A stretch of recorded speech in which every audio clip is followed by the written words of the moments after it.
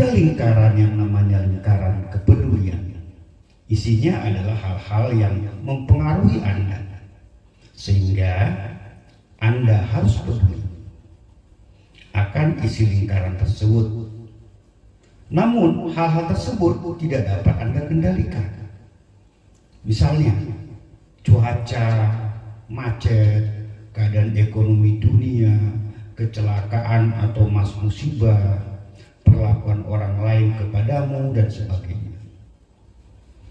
Di dalam lingkaran kepedulian tersebut ada lingkaran kedua yang lebih kecil yang disebut lingkaran pengaruh. Bedanya, di dalam lingkaran pengaruh ini isinya adalah hal-hal yang dapat Anda kendalikan.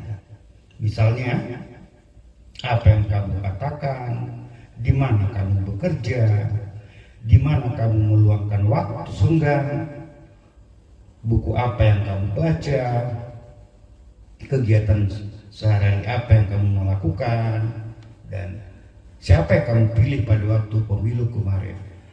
Orang yang fokus pada lingkaran sisi luar disebut orang reaktif.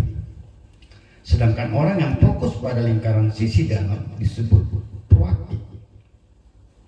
Kenapa sih hujan terus jadi terhambat mau kemana-mana? Kenapa sih bos marah-marah terus jadi nggak mood kerja? Kenapa sih si cewek itu nggak suka sama saya? Kali dia itu cewek matrik, sukanya cowok berkantong tebal. Kenapa sih harga-harga mahal? Pemerintah nggak becus. Ini ciri-ciri orang reaktif. Mereka konsentrasi pada hal-hal yang tidak bisa mereka kendalikan.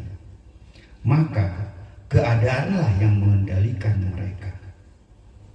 Kebalikannya adalah orang-orang proaktif.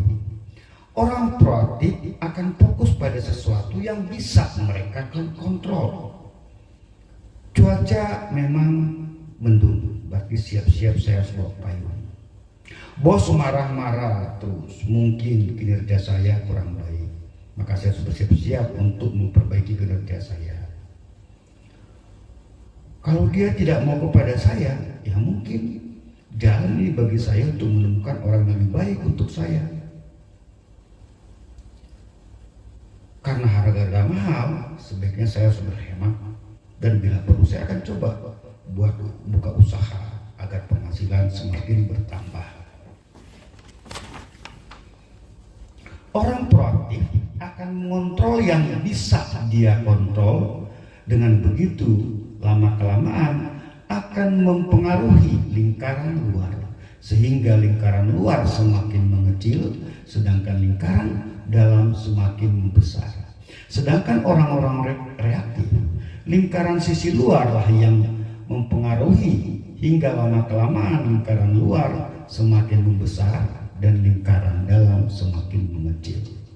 Inilah kebiasaan pertama yang disebut kebiasaan proaktif dari 7 kebiasaan yang efektif.